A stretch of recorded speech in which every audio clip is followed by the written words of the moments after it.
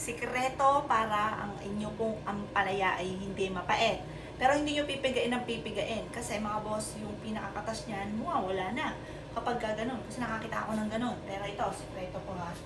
Sikreto ko makit. Tuturuan ko kayo.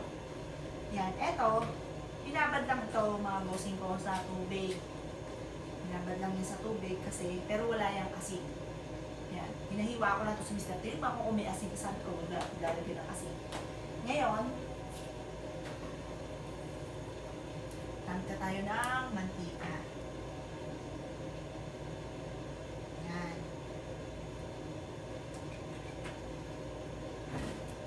Tapos, ito na lang. Tayo ng bawang at sibuyas. Kasamahin na natin yan. Ganyan din yan. Makakambulin din natin. Ayan. Mas okay sana dito. Maraming kamatis. Ayan. Halo-halo lang. Ngayon, hahaluin natin siya na hahaluin. Pero, grabe. Ang mister ko nagayat ito. Tipak-tipak. Tipak-tipak na sibuyas. Yan. Ngayon, hahaluin natin ito na hahaluin. Pero, pag nilagay na ang palaya, hindi na pinaghahalo yan. Ganyan lang siya. Yan. Sama na rin natin itong kamatis.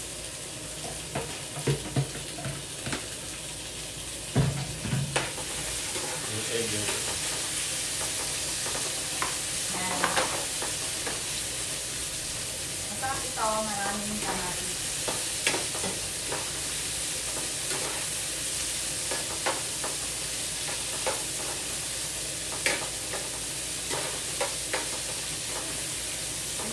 Ano ba ako? May mga lucky charms kahit nagluluto. Wala nang hubaran niya.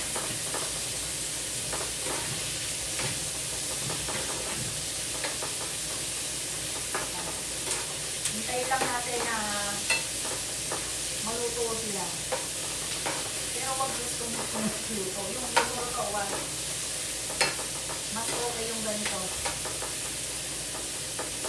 Yung hindi masyado lutong-luto. Kasi isasalang pa natin ito.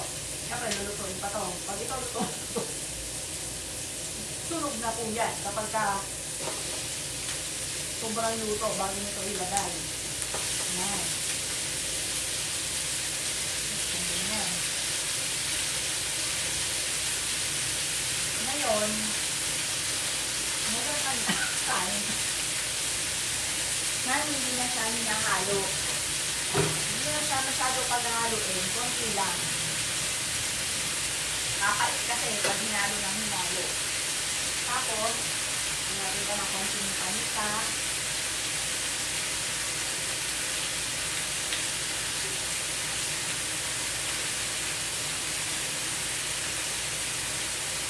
Yan.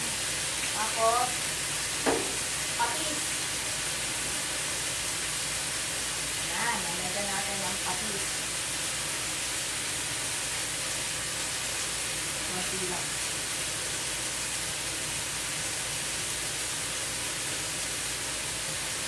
Tapos,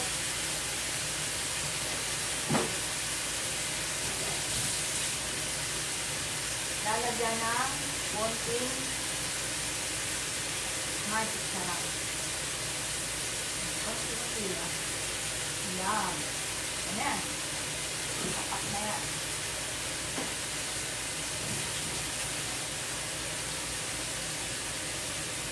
Pati lang natin yung konti. Yan. Para yung lasa manuot. Tapos, saka natin lalagyan ng itlog. Ayan. Ganyan lang. Ano natin takluban. Tignan nyo po, pag ito ginawa ninyo, hindi siya masyado pinaghahalo, hindi siya mapait. Lagyan natin marami itlog para mas masarap.